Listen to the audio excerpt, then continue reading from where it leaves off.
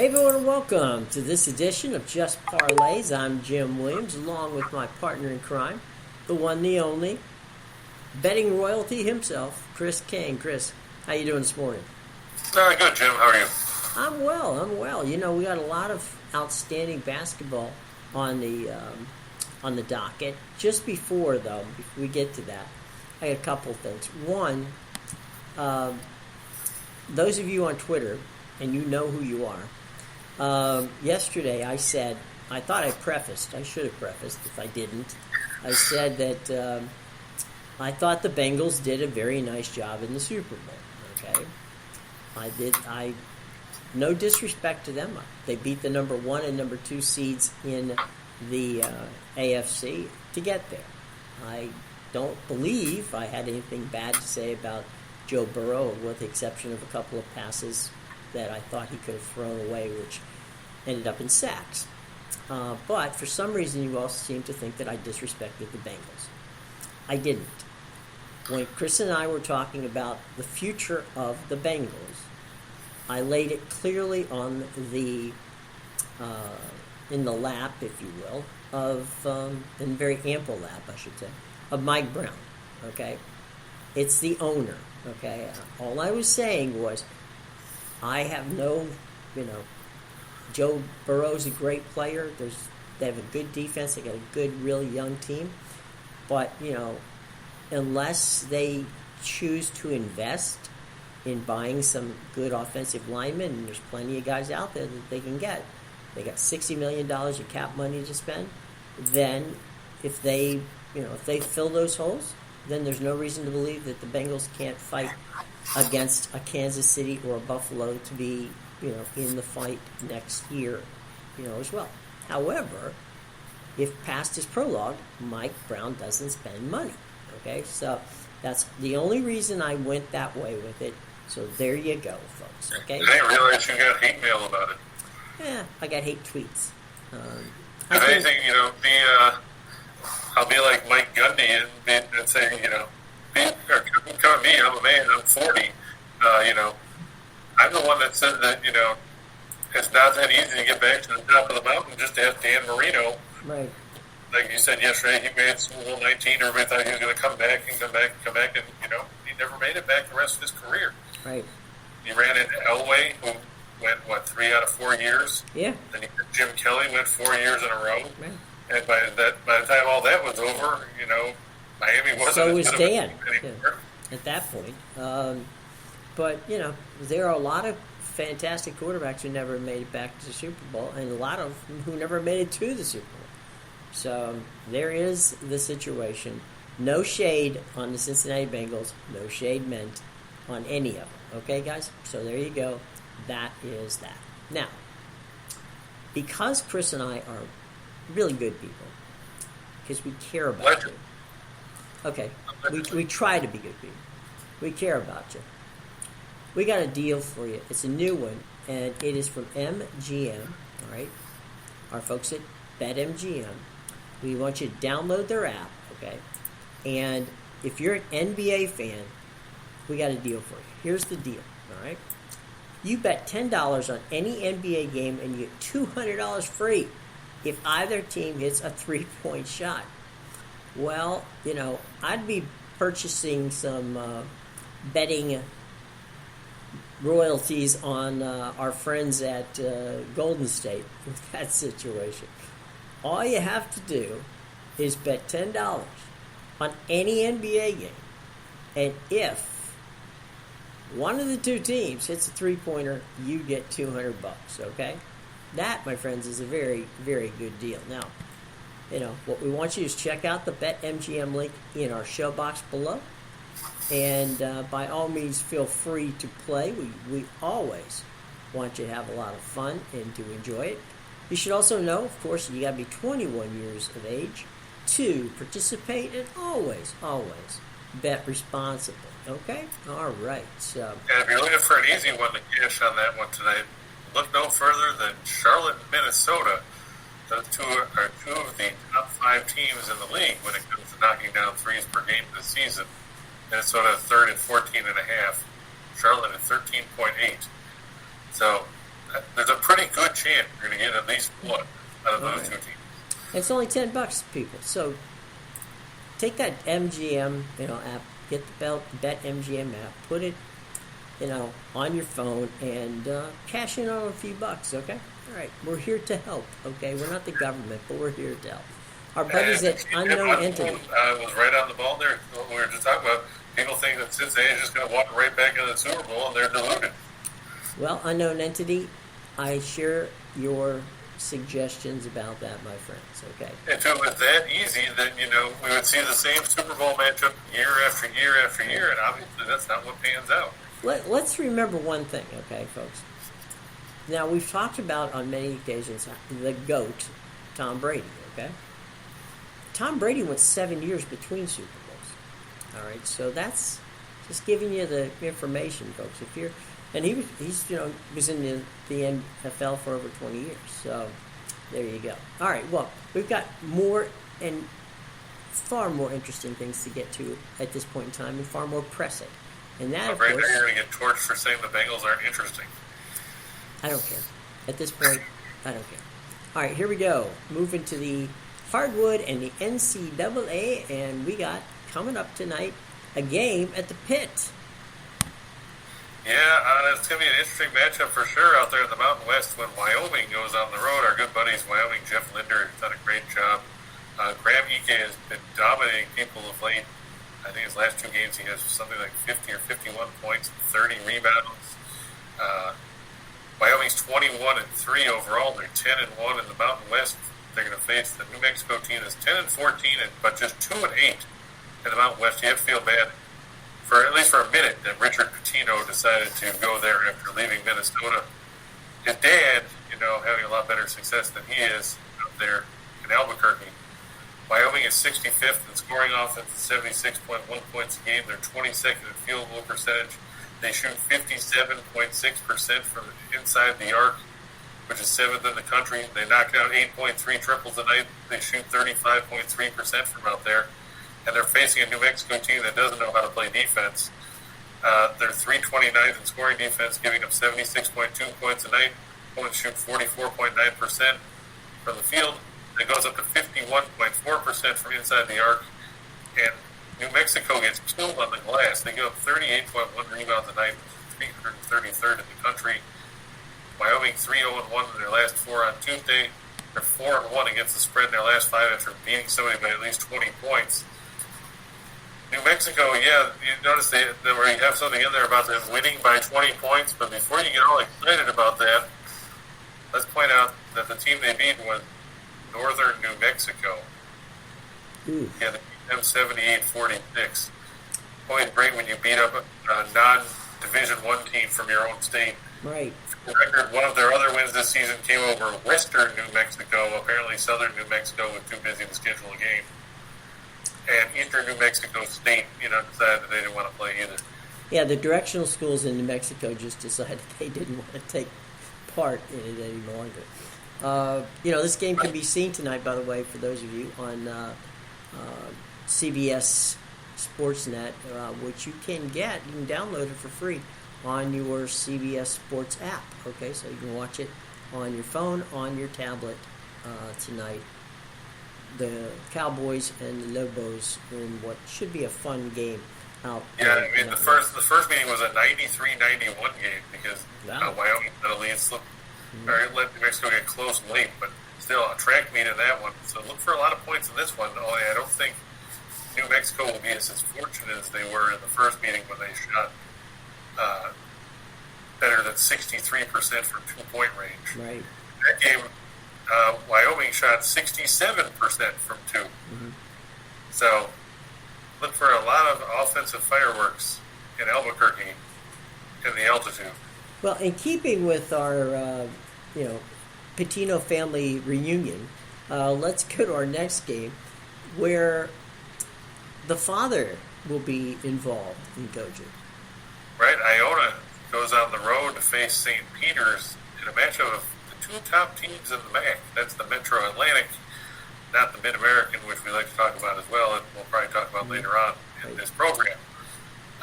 St. Peter's has to rely on defense. Shaheen Holloway's team just 286 in scoring offense is 67.1 points a game. They shoot 41.9% from the floor, which is 289. And they're terrible from two-point range. We just talked about how good Wyoming is. St. Peter shoots 44.5% from inside the arc. That's 342nd in the country. Just to make sure that they don't shoot well anywhere else, they only knock down 6.4 threes a game, and they only shoot 70.3% of the charity strike. Now, Rick Pitino's team plays well on the offensive end. They're 66th in scoring offense, 76.1 points a night. They're 83rd in rebounding, they're 38th in assists, and they make a living at the free throw line. They don't knock down a ton, which I can't understand. But we've talked about that numerous times. But they're fifth in free throws made per game at 16.5, and they get to the line 23.5 times a game. When you're getting to the line that often, you're putting some guys in foul trouble, and that works to your favor because then they don't have their best players on the floor. Who wants to see a team with a bunch of pros? St. Peter's 1-5 against the spread in their last 6 at home against teams with a winning road record. Iona 13-5-1. Their last 19 on the road against teams with a home winning percentage better than 600. They're 5-2 against the spread in their last 7 on Tuesday. The Gales won the first meeting between these teams this season, taking a 9-7 win in New Rochelle, January 30th. I look for them to go on the road and win another one here. Really won't be by 8 wins, by 5 or 6, but that's still good enough to cover the line and give Rick Pitino his 21st win of the season, improving to 13-2 for Atlantic.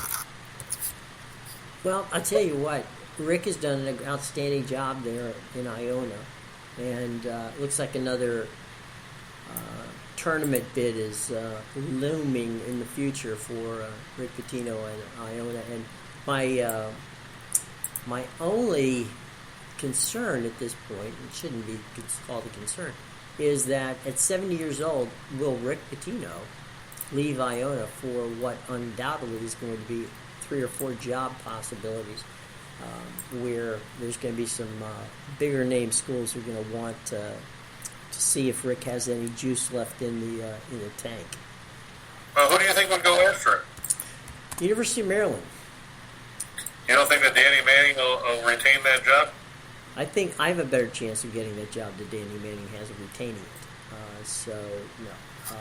I don't think that's going to happen. You can't blame Manning for what Maryland has done. He just inherited the death that Mark Turgeon left.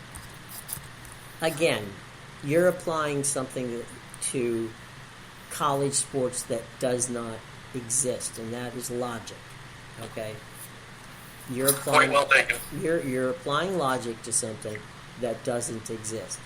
I think Danny had a chance to keep that job at Maryland, but he, unfortunately for him, didn't seem to have what the boosters felt at this point in time anyway.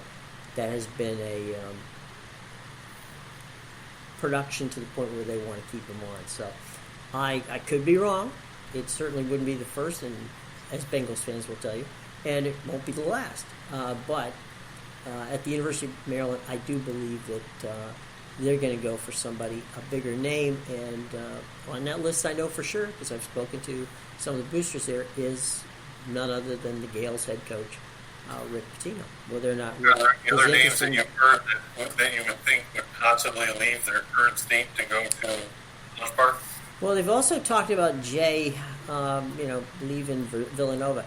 I don't know, because he's been offered a number of jobs, and he's stuck at Villanova. So my guess is that what they're offering at Maryland, unless it's unless they're rolling the Brinks truck out back there, I don't think that he's going to leave to go to Maryland. But there's some good coaches out there. I don't know what the Maryland's going to pay. I mean, Turgeon had a decent deal, but it wasn't wasn't big money. So we'll have to see if they're willing to part with some serious cash. I'm sure that they'll be able to find somebody. But at this point in time, I know that Rick is on their list. Whether he's at the top of that list or just on the list, I don't know. But I do know that he's one of the names that keeps popping up on the radar. To your point about logic being something that's missing in college sports, John chimed in for loyalty. Very good, John. You're absolutely right. it's just one of those things that can absolutely drive you nuts when you're thinking about, when you're an alumnus of any school. When they hire coaches, it's always, who are they going to hire, and what is that person going to do for us that we haven't already gotten done, right? Well, I saw that whole thing unfold, being back from Western New York, saw that whole thing unfold with the University of Florida. Bobby Hurley, first team left, went to Arizona State. Mm-hmm. They brought in Nate Oates. Nate Oates was there for a while. They had a couple of good runs in the tournament. Right. Knocked off Arizona with DeAndre Ayton in the first round. The 1 year they beat. And then ran into Texas Tech, but then Oates went to Alabama. And now it's Jim Whitesell. But, Oates had just signed a new contract a year or so before Tuscaloosa came calling after they got rid of Avery Johnson. Right. And, that's frustrating to see that because, you have success at a mid-major and then all of a sudden, somebody wants to snap you up because they'll throw you in a truckload of cash and then, you got to start over again. Exactly. So I don't know what Maryland's going to do. I mean, they've had a program which first Gary Williams built, and then Rick Turgeon took it over. I don't know. At the end of the day, I know that it's attractive enough of a program that people will be interested. And as I said before, it all boils down to payment. It also boils down to, in these days, what Maryland can bring to the table with regards to name, likeness, and in that cash situation for the players. And when you got name, likeness, and image, there's a lot of things that are out there that you're going to be in competition with. So we'll have to find that out. So meanwhile, let me just ask one more thing. Sure. If you're in that area, mm-hmm. Let's say Maryland comes open and Georgetown comes open because they get rid of Patrick Ewing. If you're Coach A, we'll just say A because we'll insert any big name coach that people are looking at to move somewhere else. Be it Pitino, be it Jamie Dixon, be it Mick Cronin, anybody. Right. Which one of those, do you go to College Park or do you go to Georgia? I go to College Park. The reason I go to College Park is you're in the Big Ten. And the money that I get from the boosters and that the university has to pay me is going to be more. Now, if money is what I'm looking for, that's what I'm doing. Right? If I'm let's say, a young coach who really wants a job and thinks that I can turn a program around and get rewarded for it quick, and rewarded by not necessarily a lot of cash, but not that Georgetown's poor by any stretch of the imagination, but it's a different vibe, right? The pressure at Georgetown is not as much as it will be at Maryland. Okay, that's a fact. But if you're given the keys to the treasure house, which the next coach at Maryland will be done, and you're allowed to bring in your own assistants, and you've got what you need to get to recruit, well then, Jamie Dixon, someone like you just said, they know the region. When Jamie Dixon was at Pitt, he knows the region. So, it's quite possible that be the situation. The same region is Georgetown, but it's a different situation in Georgetown than it is in Maryland. So, and they're only about 15 miles apart. So it is what it is. So we will see. By the way, ironically, Jim Williams can coach anywhere in college basketball. UCLA. Anybody that's the coach. UCLA, 100%. Even though you might get fired in a couple of years because they're still comparing people to John Wood. If they hired me for a year and I got fired in the third game, I wouldn't care. Westwood is a fantastic place to coach. I mean, I've been out to that area. I love it. UCLA got two of the professors out there are former high school friends, buddies of mine. So absolutely, 100%, that would be where I would coach. I'm sorry to say I wouldn't coach my University of South Florida team because I'm not so sure that I could actually get enough players out there to do it. But, all I have to do is flash the UCLA blue and white ruin stuff, and you never know what you can do. And John said that Pacino said Iona will be the last place he coaches. They gave him another chance, and he thinks he owes it. Well, John, I hope he's right. He said, he also said that the last place he wanted to coach was Louisville. They had a good deal there. Things didn't work out so well at Louisville for Rick. It worked out for the team, but it didn't work out for Rick. So, John, you may be right. As I say, at the end of the day, what Maryland wants and what they get is not necessarily Rick Pitino. I hope for Rick he stays where he is and has a good run.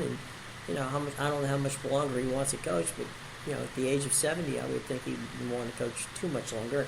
And he's in a conference where you don't really have to travel much. And James, we talked about Wyoming already. It was on the first slide. We like Wyoming over New Mexico tonight. They've been on a roll. Mm-hmm. Providence, that's going to be an interesting game, I think. Providence and Villanova is going to be that's going to be a slugfest between those two teams. Well, we were talking about Jay Wright just a couple minutes ago about him being on the Maryland list. But again, Pitino, Jay Wright, even Jamie Dixon. I mean, those are guys that are older and more established coaches, but I'm not so sure you wouldn't be better off hiring an assistant who's, has a great track record of being a recruiter. So, anyway. And what do you make of Providence Villanova tonight up there in the Ocean State? I'm always reticent to bet against Villanova. They have burned me year in and year out when I have. I like Jay. I like the way he coaches the team. I don't know. Just Providence is a good team too. Ed Cooley's got the Friars at 21-2. They've won 8 in a row coming into this one. They're 11-1 in the Big East. Well, coming off a home win in overtime. Are they playing at home tonight? Is that the deal? Yeah, they're playing in Providence. Okay. Well, then Then, if that's the case, then are the Friars favored by how many points? I'm going to take a look here real quick. I figured that somebody was going to ask about that game, just because of the fact that Jay Wright wants to know.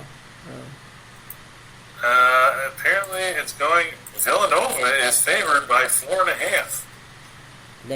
Villanova's favored by 4.5 on the road. Okay. Providence 14-0 at home this season. Villanova 6-4 on the road. Wow. Okay. Well, I'm afraid I would have to. I'll take Nova in the points in that situation. But Nova would be giving the points. Oh no, that's right. No, I take Providence in the points.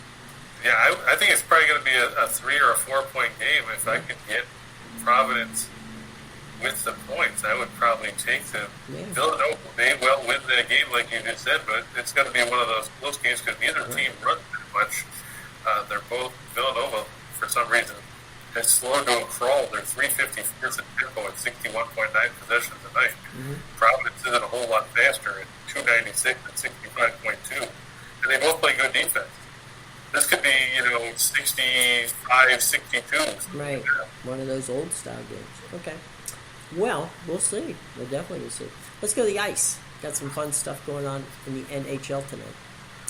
Right. So we do. And we also have some one-sided games on the ice, which I feel bad. Ryan said, we were right about the Sharks. Ryan, I'm sorry that San Jose didn't like the limp last night, but the good thing is for them, they'll bounce back. I mean, let's face it. Mm-hmm. Everybody threw a bad night. I mean, my Maple Leafs got shut down Saturday against Vancouver because Thatcher Demko stopped 51 out of 53 shots. We lost 3-2. I mean, you're going to run into games like that. That just happens. It's inevitable. But, there's always another day unless you're a team like Montreal. True. Rangers and the Bruins. That's a original 8 game. Yeah. Original 6. 6, right. But yeah, this one's coming to you from Madison Square Garden. The Rangers favored, and with good reason when you get right down to it. The Bruins 27-16-3. The Rangers 30-13-4. Jeremy Swayman 9-7-1 with a 222 goals against, 9-19 save percentage, and 2 shutouts. And then for Boston, it's going to be Igor Shesterkin 22-5-2 with a 210 goals against, a 937 save percentage, and 3 shutouts for the Rangers. Take note again. Patrice Bergeron not suited up for the Bruins with that injury he sustained last week after the collision with Sidney Crosby. You also won't see Brad Marchand, who continues to serve what seems to be his 412th suspension after deciding that he was going to try to use Tristan Jerry as a both of the clown punching bag from the 80s late in that game last week. The Rangers fourth in goals against at 2.57. The Bruins are 14th at 2.8. The Rangers 7-1 in their last 8 at home. They're 18-4 in their last 22 against the Eastern Conference. They're 17-4 in their last 21 against the Atlantic. The Bruins 1-4 in their last 5 after a win, and 0-4 in their last 4 against teams with a winning record. We've seen the Bruins scuffle offensively without Marchand and without Bergeron. Now you're facing a Rangers team that's good in their own end, and with the way Shesterkin's been playing, I don't see them doing a whole lot offensively. This might be a good time to jump on the Rangers if they get a win here at home. Yep, at MSG. All right, so from MSG, we move on to the Ball Arena in Colorado. Now, the Avalanche and the Stars, the teams played Sunday in Dallas. Colorado picked up a 4-0 victory. Let's face it, the Avalanche are absolutely murdering people at home. I don't care who you are when you go into the Ball Arena. Colorado is 21-2-2 on blue ice this season. Sure, one of those losses was a shootout loss in Arizona a couple weeks ago, but still. Colorado averages 4.2 goals per game at home. Dallas averages only 2.38 on the road. Braden Holtby 9-10-1 with a 278 goals against a 912 save percentage in net for Dallas. Colorado is supposed to turn to Pavel Francouz, who's 7-1-0 with a 229 goals against a 920 save percentage and 2 shutouts. Of course, you can always see Darcy Kemper in net as well. After all, he blanked Dallas on Sunday. Dallas 1-5 in their last 6 after a home loss by at least 3 goals. Meanwhile, Colorado 4-0 in their last 4 against teams with a winning record. They're 6-1 in their last 7 against the Central. They are 47-10 in their last 57 at home. Dallas has not had a whole lot of luck going to Colorado, but then again, like we just said, nobody has had luck when it comes to going up there to the Ball Arena. And I don't see it turning around here. I know you have a lot of familiarity with Holtby when he was in Washington. right. He didn't look all that great the other night. He hasn't been the same goaltender he was with the Caps since he left. What do you make of Dallas' chances? I don't think they have a chance. The Colorado has been really, really good at home, as you said, and they took out Vasilevsky, who we've always thought was one of the best in the business. When Tampa Bay was out there a week or so ago. Yeah, that was a well-played game, though. 3-2, yeah, I mean. Yeah. I just don't... The problem with that is, if you're going to beat the Avalanche, Braden Holtby needs to have some blue line help, and I don't see Dallas... The Dallas blue lines are not that good. The Dallas defense is just not that good. They're not going to help them, and Colorado is on a roll, and I'm going to stay... The concept of betting against Colorado just does not enter my mind at this particular point, especially when you're playing at home. Look at that number, 34, 8, and 4. Okay, that should tell you something. 21-2-2. Sorry? I said at home it's 21-2-2. Right. So let's just say that unless somebody in Colorado, unless they have a bad pre-meal dinner. I don't think that they're going to have any trouble with the Stars from Dallas tonight. So there you go, boys and girls. So, Daryl, we just talked about the Rangers winning. I think they'll beat Boston pretty easily. Mm-hmm. As for the other ones, Wyoming and New Mexico will probably go over. The first meeting had 184 points. I don't see this one being any less of an offensive bonanza. I know the total for that game is 154, I think. Wouldn't surprise me to see something in the 65 to 170 range between those two teams. And for the Team Wolves game, that's an ugly game. I saw the number. It said the Charlotte Minnesota game is set at like 245. But we can talk about that being the NBA game in a minute. The Predators I've actually got down further in the show, so we'll kick that up here in a minute too.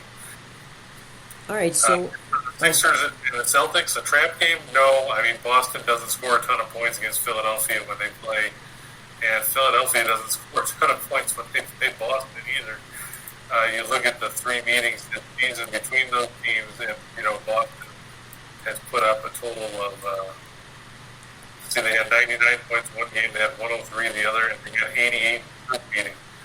The first meeting between the teams combined for 175 points. The second was 211. The third was 210. I don't think you're going to see a whole lot offensively, really, between those two clubs, just because both teams play well defensively. Let's go to the NBA. We've got some fun stuff going on there. And by the way, this gives us an opportunity to say that we've got a new deal going on with our friends at BetMGM. And download the BetMGM app. And if you are an NBA fan, here's what's going to happen. They're going to give you, if you put down $10, they're going to give you $200 free if either team hits a three-point shot. Okay, so the Grizzlies and the Pelicans, they got some guys on there that can hoist up the three. So this might be a night for you. So download the BetMGM app. Put down $10 on any NBA game and get $200 free if either team hits a three-point shot. All you have to do is go to the show box below, check out the BetMGM link in our show box. Okay, so here we go to the NBA. Christopher, the Grizz and the Pelicans. Yeah, New Orleans put one on Toronto last night as the Raptors they forgot to go up, apparently, as they were schmaltzed 120 to 90 by New Orleans. But that's the good news for the Pelicans. The bad news is they have to play tonight. And what's even worse is they have to play tonight against Memphis. Memphis is 40 and 18 on the year. Oddly enough, they're 20 and 9 on the road, and they're 20 and 9 at home this season. New Orleans is 23 and 34, and they are 14 and 15, I believe. No, 13 and 15 at home. Pelicans 26th in scoring offense, 25th in field goal percentage, 27th in three-point shooting. They have faced a Memphis team that's fourth in the league in scoring offense at 113.6 points a night, 15th in field goal percentage, 22nd in three-point shooting. New Orleans, like I said, they're playing the second game of back-to-back here. They haven't had any luck in that situation this season. They're 2-8 in the second game of back-to-backs, being outscored by an average of 7.7 points a game, because they score 104.1 and give up 111.8 in those situations. Memphis 6-0 in their last 6 with 2 days of rest. New Orleans 1-4 in their last 5 at home against teams with a winning road record, and 1-4 in their last 5 against teams with a winning percentage above 600. Quick look at the injury report. We know Larry Nance and Zion Williamson are out for New Orleans. Let's see here. For Memphis, Ja Morant is questionable with a sore ankle. I don't think it's going to impact him, but we always say keep an eye on it. If Morant plays, everybody should be jumping on the line before it ends up going up. Even if he doesn't play, I think New Orleans still has enough weaponry. They're facing a team in New Orleans that's tired. They're rested, and they're going to have most of their key players back. The only other one they won't have is Dylan Brooks, who is still out with an ankle sprain. He won't be back till after the All-Star break. But in the end, Memphis, they're playing great basketball. They're right up there with the Suns and the Warriors in the Western Conference. It's basically a 4-team booster with there. If you throw those three with Utah, who found themselves again. It's going to be an interesting battle for seeding Western Conference. Yeah. Memphis got hot right at the beginning of the year. And they have been scalding hot since it turned to 2022. So, and we've been on the Grizz for a few weeks now. I would say 4 or 5 weeks for sure. So, right. We are definitely bullish on the Memphis Grizzlies. Where are we going from Memphis and New Orleans? Just to touch on your fact, Jim, since January or since the calendar flipped, Memphis is 17-4. Oof. Including 5-0 in the month of February, where they've outscored their opponents by an average of 18 points a game. In their 5 February games, they're averaging 129 points a game. They're burning up Beale Street. Yep, that's Paul Westphal type numbers. Yeah, or Paul Westhead. Paul Westhead, right. The Cavaliers and the Hawks. Yep, that's coming to you from down in Atlanta. The Cavaliers, they were favored. Now they're a 1-point underdog, which makes it all the more entertaining for me because people would say we don't pick enough underdogs. Cleveland's 35-22 on the year. They're 17-13 on the road. Atlanta's 26-30. They're 16-13 at home.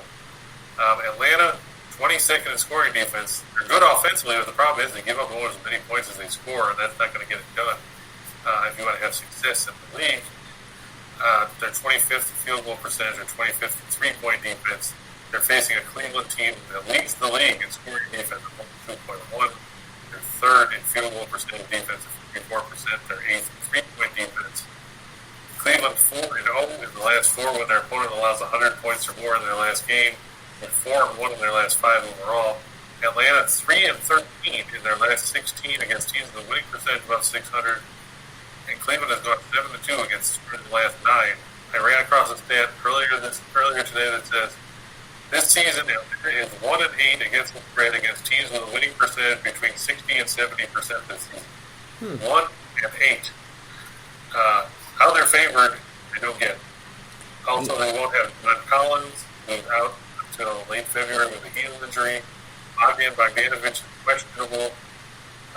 DeLon Wright is questionable. For Cleveland, everybody knows that Colin Sexton's done for the year. Laurie Markkinen out with an ankle sprain. But they've still got Mobley and Jared Allen and Garland, Kevin Love and Jared Allen and Harris LeVert. Now they've got all those guys that are healthy. I think that they can take advantage of Atlanta's weak defense. You know, it's interesting because Atlanta has been probably one of the more disappointing teams in basketball this year because so many people thought they were going to have their way down south and they just have not figured out how to make it work for them. So, good on Cavaliers. They're playing well and now they're getting points. So that sounds good. Let's go for two for the money. Right. We talked about it just a minute ago, Memphis over New Orleans. I give the Pelicans a ton of credit for the way they played last night, but the problem is when you have to play the second game of back-to-back, it doesn't work in their favor. I don't care if they're at home or not. They could be playing Gene Smith, the Little Sisters of the Poor. They'd probably still be an underdog in the second game of back-to-back. They could be playing your local, you and your friends from the YMCA, and I'd still favor you guys for, over the Pelicans in the second game of a back-to-back situation. I like Memphis on the road, especially if Morant plays. I think he's going to. He was a late up on the injury report. I think it might be precautionary more than anything. The Rangers over the Bruins, we talked about without Pasternak and without Bergeron, you can't really have any faith in Boston. They struggled to beat Ottawa 2-0 over the weekend. 2 against Ottawa. The Rangers play well at home. I know that they're going to be a little rusty. They haven't played in a while, but they get Adam Fox back tonight, which is a big boost to their blue line. And Chesterton's been lights out. Wyoming -6 over New Mexico. I like the way the Cowboys have played. Like we said, Richard Pitino. Maybe next year will be better for you and Albuquerque. I don't know. I mean, they had to retool that team. But that's what happens when you leave a Big Ten school and end up going somewhere else. And the Avalanche over the Stars, we talked about how dominant Colorado is at the Ball Arena. We talked about how they like Atlanta. They've got Nathan McKinnon back. They just beat Dallas in Dallas. And one other interesting stat about the Stars. The Stars are 2-15 in their last 17 games on the road after a home game. And they've been outscored by an average of 2 goals per game in that situation. They're also 0-6 playing on the road off a home loss against a division opponent in that stretch, being outscored by 1.8 goals a game. Basically, everything says Dallas is in trouble tonight. You know, to me, the Colorado and Memphis make a good parlay of that group. That's true, too. Yeah. So. Or Colorado and the Rangers, True, yeah. Either way. And we're not shading Cowboys.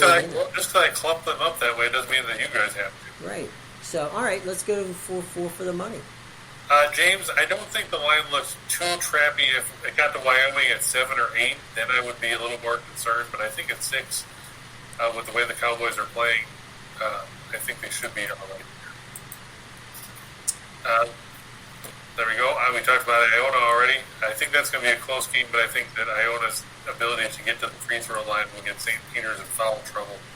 And God willing, Patino's team will actually knock down a few free throws to put that game away on the road. Ohio versus Miami of Ohio in the Battle of Ohio's. The Bobcats are at home. Let's face it, Ohio has played some very good basketball. Just to recap who Ohio has lost to, because if you look at their record, they're 21-4. They lost to Kentucky on the road. They lost to LSU on the road. And they have 2 losses to Toledo in conference play. The Rockets, 20-5 themselves. That's it. That's all people that have beaten Ohio this season. Jeff Bowles has done a great job up there in Athens, and I think they should whip up a Miami of Ohio team that, despite winning back-to-back games over Western Michigan and Bowling Green, still stands just 11-13 overall and 5-8 in the conference. The first meeting between these teams saw Ohio win 86-63 at Miami of Ohio. I don't see how Miami of Ohio is suddenly going to get that much better playing on the road. And I thought Matt was asking about this. If we thought about the Flyers could hang in with the Penguins. I'll tell you what, I can't trust the Flyers to do anything but lose. Any kind of consistency. I know Casey DeSmith is starting in net for Pittsburgh instead of Tristan Jerry, which I guess can help the Flyers.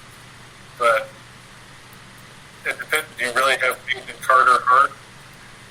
The last time these two teams met, it was a 6-2 win for Pittsburgh in Philadelphia.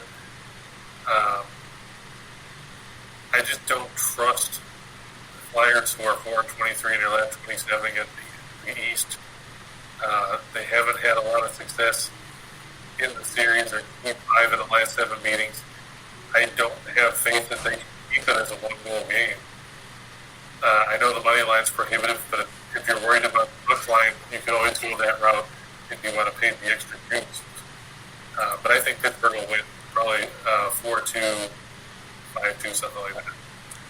And Cleveland, my +1 over Atlanta, because we were talking about it. Atlanta doesn't have John Collins. They're leaky defensively. They might not have Bogdanovich. Cavaliers playing good basketball. And they bounced back from a loss to Philadelphia. There you go. And John has a good question about, speaking of geographical schools, yeah, look at that. Eastern Michigan and Central Michigan. The directional Michigans, yes. Yeah, I actually wrote this game for Winners and Winers last night. The interesting thing is, when these teams played in Ypsilanti, Eastern Michigan won by the close score of 99-68. Since that point, they've lost 10 of 11, but you're looking at a Central Michigan team that, they had won 4 or 5, but they're coming off back-to-back losses. They lost to Western Michigan 77-63 over the weekend.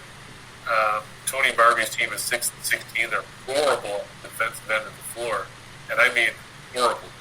You don't even want to look at the metrics. That's how bad they are. Eastern Michigan, they're mediocre, but they can play a little bit of offense.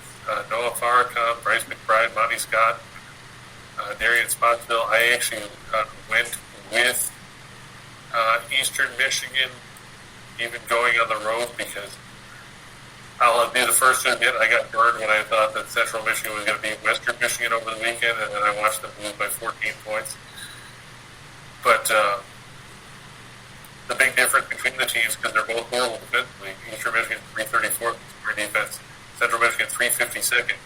But Eastern Michigan is almost average when it comes to scoring offense, while Central Michigan is 302nd with 65.9 points a game.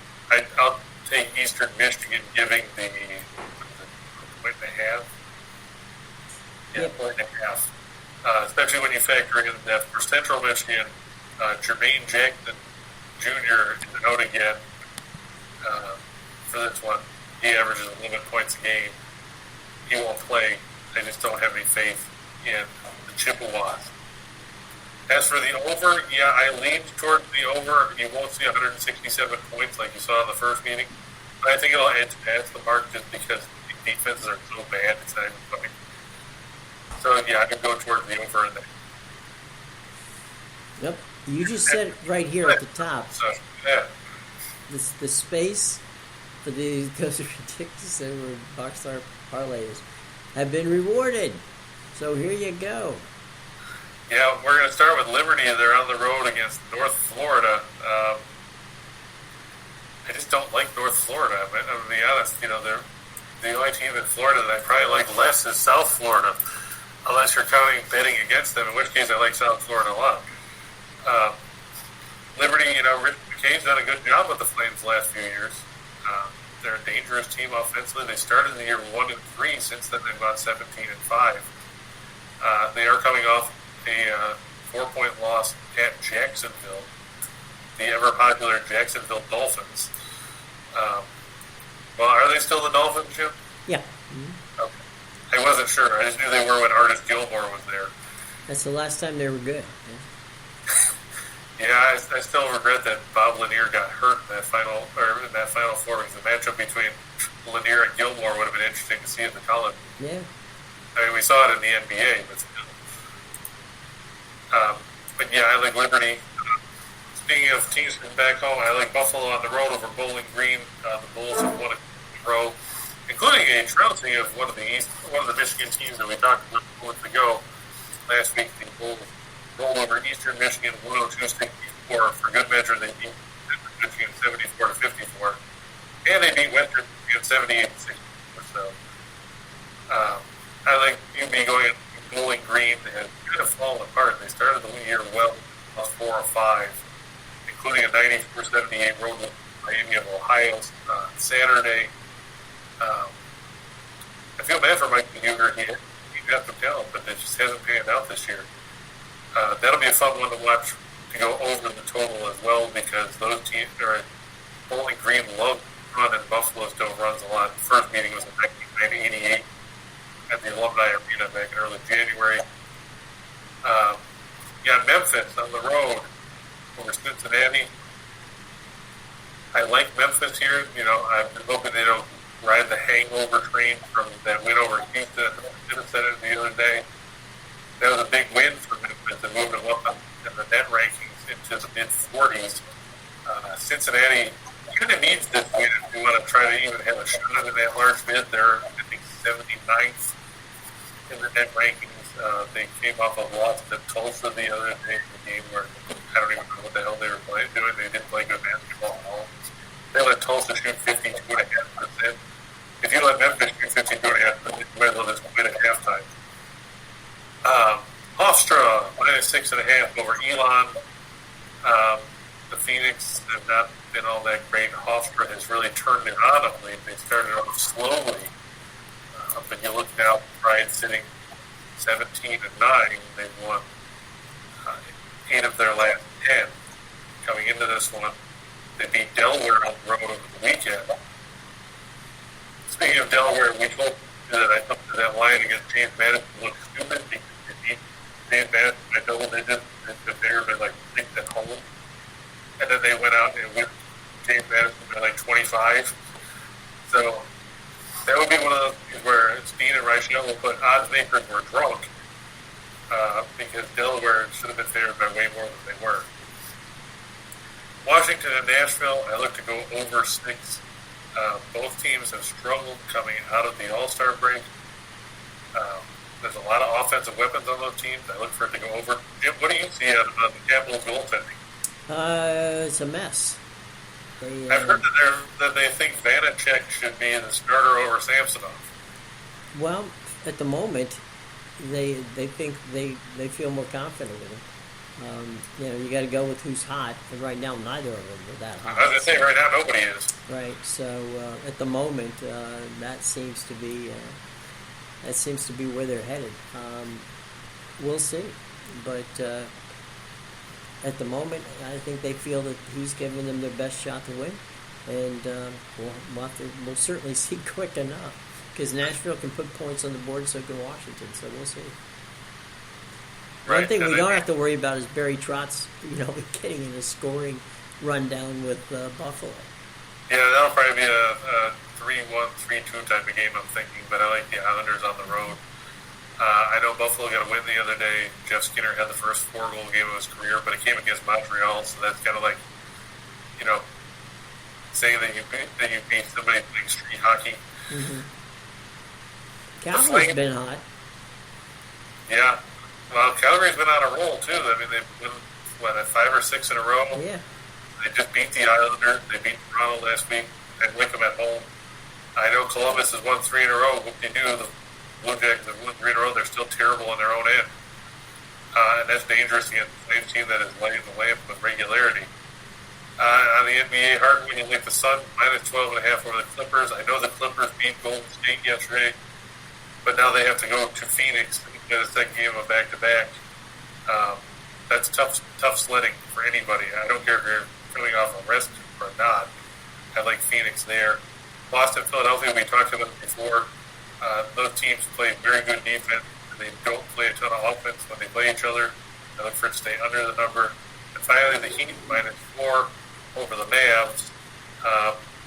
Jimmy Butler, questionable for Miami. Caleb Martin, questionable. Tyler Hero is out with a knee bruise for Dallas. Reggie Bullock is doubtful. Trey Burke is questionable. Marquise Chris, Tim Hardaway out. I guess Spencer Dinwiddie and Davis Bertans will make their Mavs debuts after being acquired from Washington. There you go. Do I like the leans with Penn State, Cincy, Indiana, and Tennessee? Well, I leaned away from Cincy and leaned toward Memphis. Mm-hmm. Memphis beat Cincinnati earlier this season. They're coming off that win over Houston. I like them there. Tennessee, Kentucky, I'm a little worried about just because it's always tough to go against a Calipari team. I know Tennessee's won in a row, but they haven't really beaten anybody of substance in that stretch. They beat Texas A&M, South Carolina, Mississippi State, Vanderbilt. There's a big difference between playing those teams and playing Kentucky. We just watched Kentucky wipe out Florida over the weekend. We saw Kentucky beat Alabama last weekend. They whipped Kansas. They already beat Tennessee at Rupp Arena last month, 107-79.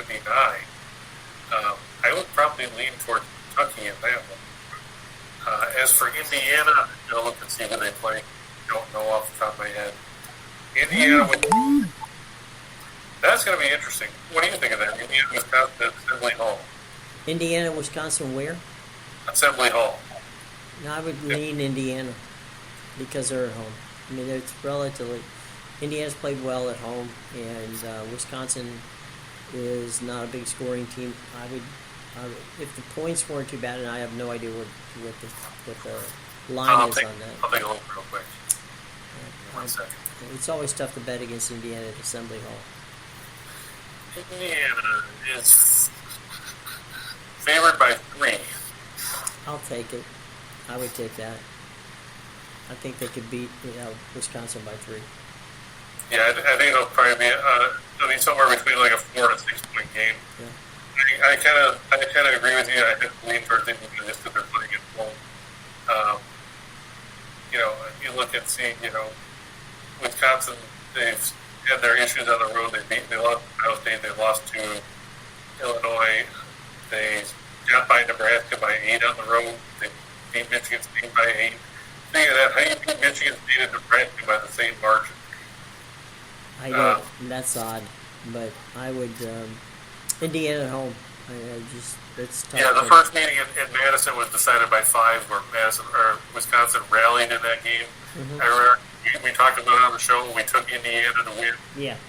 Or cover or whatever. They blew it. They were up by like 20 and blew it in the second half. Yeah. But yeah, I would agree with him and lean towards Indiana there. Penn State, real quick. Penn State. God, who do they play today? Michigan State at University Park. Where? At college. The State College. Penn State. Yeah, State College. I those are two teams I have no feel for. So you're going to have to hold this one, Chris. I have no clue. Michigan State's favored by 2.5. They won the first meeting at the Breslin Center by 16. Penn State's still only 9-12. They lost 3 in a row. They lost 3 heartbreakers, really. They lost by 2 at Wisconsin. They lost to Michigan by 1. They lost to Minnesota by 6. They lost to Ohio State by 5. They hang in games, but they can't put them away. Meanwhile, Michigan State, they just beat Indiana by 15 to get back in the win column. I think that we already saw Michigan State's worst game when they got obliterated on the road by Rutgers in a game where I said, yeah, sure, Michigan State's going to win because Rutgers plays bad basketball. Right. And then turned around and Rutgers averaged, I think, 1.34 points per possession and scored 84 points to roll Michigan State right out of the Stanaway. I think that was probably the low point for Tom Izzo's team. I would probably lean Michigan State, giving the points. In another close game, no doubt. Yeah, and it'll probably be a 4 or 6 point game. Yeah. I like Michigan State. You can't go against Sparty with the experience factor that Izzo has. No, that would be unfortunate in that regard. Okay, any final questions, gang, before we get out of here? 3 o'clock. Remember, it's Scott and Scott back to the window, and they have all kinds of fun stuff they've got on the docket. Don't forget, we've talked about it a couple times. BetMGM, use the BetMGM app, bet on an NBA game, put down $10, get $200 if either team hits a three-pointer. All the information on that is in the show box below. Follow us on social media. You've got Chris's Twitter handle there and my Twitter handle, so by all means do that. In the show box below, you can follow Winners and Whiners, which is exactly what we want you to do as well.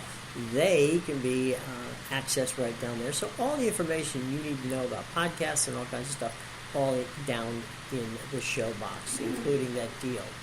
And don't forget to ask Dean and Rachel if they think the odds makers were drunk on Delaware James Madison last night. And remember about the BetMGM deal, it is very important to know that you have to be 21 years of age to bet, and also always bet responsibly, which is in the show box below. It says it there, but we're going to say it anyway. All right, so any final thoughts, Chris, before we get out of here on a Tuesday? Well, I know Vermont burned us yesterday, but I'm still thinking the Catamounts are going to make a dent in the American East, and I'm looking for Wyoming to the trend of us talking about teams being on a roll and then losing. But I think Wyoming's in good shape tonight. I also think that Memphis is the way to go. There you go. Which Memphis? We had two. We had the Grizzlies and the Tigers. I like the Tigers too, but I like the Grizzlies more. There you go. Just wanted to qualify that one. Yeah, I had to think about that. That's a good point. And of course, the Avalanche, got to ride them. That's they're definitely hot on ice. There's no question about that. Well, James, Tulane over South Florida, yes. I mean, as much I avoided that game to try and save. I saw it on the schedule and automatically said, okay, forget this. They're going to lose to them too. But I like Tulane to win on the road here. Yeah. They beat South Florida by 14 in New Orleans. They should win on the road. One of the great things about USF is they're wonderful hosts at the Union Center, so come on down. We'll see. All right, well, for Chris King, I'm Jim Williams saying check out Scott and Scott at 3 o'clock and join us tomorrow right here, 1:30, when we get back to just parlays and we give you as much information as we can, and we have fun doing it, okay? So get your questions all set. We will be there. Bring pencil and paper to class, ladies and gentlemen, and all the show box below gives you the information on everything we've talked about today, okay? Until tomorrow at 1:30, for Chris King, I'm Jim Williams saying, have a wonderful day, and we will see you tomorrow, okay? All right.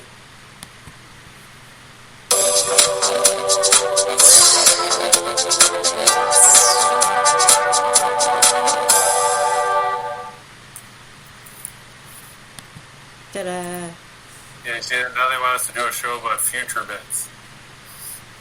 From who? I didn't see that. That was one of the last comments that just came in. Oh, okay. Yeah, the future of betting. We'll do it that way. So anyway, all right. Well, cool. You know? All right. Well, when do you want to try and get Allie on? Let's try. Let me connect with her and see what she says. Okay.